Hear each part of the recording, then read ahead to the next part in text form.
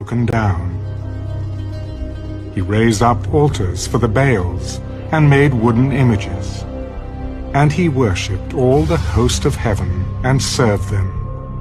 He also built altars in the house of the Lord, of which the Lord had said, "In Jerusalem shall my name be forever." And he built altars for all the host of heaven in the two courts of the house of the Lord. Also he caused his sons to pass through the fire in the valley of the son of Hinnom. He practiced soothsaying, used witchcraft and sorcery, and consulted mediums and spiritists. He did much evil in the sight of the Lord, to provoke him to anger. He even set a carved image, the idol which he had made, in the house of God, of which God had said to David and to Solomon his son, "In this house, and in Jerusalem, which I have chosen out of all the tribes of Israel, I will put my name forever.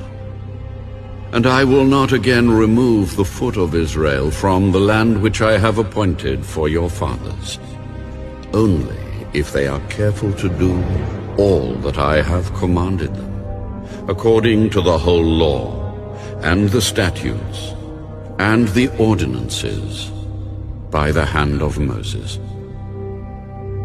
So Manasseh seduced Judah and the inhabitants of Jerusalem to do more evil than the nations whom the Lord had destroyed before the children of Israel. And the Lord spoke to Manasseh and his people, but they would not listen. Therefore the Lord brought upon them the captains of the army of the king of Assyria, who took Manasseh with hooks, bound him with bronze fetters, and carried him off to Babylon. Now when he was in affliction, he implored the Lord his God, and humbled himself greatly before the God of his fathers, and prayed to him. And he received his entreaty, heard his supplication, and brought him back to Jerusalem into his kingdom. Then Manasseh knew that the Lord was God. After this, he built a wall outside the city of David, on the west side of Gihon, in the valley, as far as the entrance of the fish gate, and it enclosed Ophel, and he raised it to a very great height. Then he put military captains in all the fortified cities of Judah. He took away the foreign gods and the idol from the house of the Lord, and all the altars that he had built in the mount of the house of the Lord and in Jerusalem. And he cast them out of the city. He also repaired the altar of the Lord, sacrificed peace offerings and thank offerings on it, and commanded Judah to serve the Lord God of Israel. Nevertheless, the people still sacrificed on the high places, but only to the Lord their God. Now the rest of the acts of Manasseh, his prayer to his God, and the words of the seers who spoke to him in the name of the Lord God of Israel, indeed they are written in the book of the kings of Israel. Also his prayer, and how God received his entreaty, and all his sin and trespass, and the sites where he built high places and set up wooden images and carved images, before he was humbled.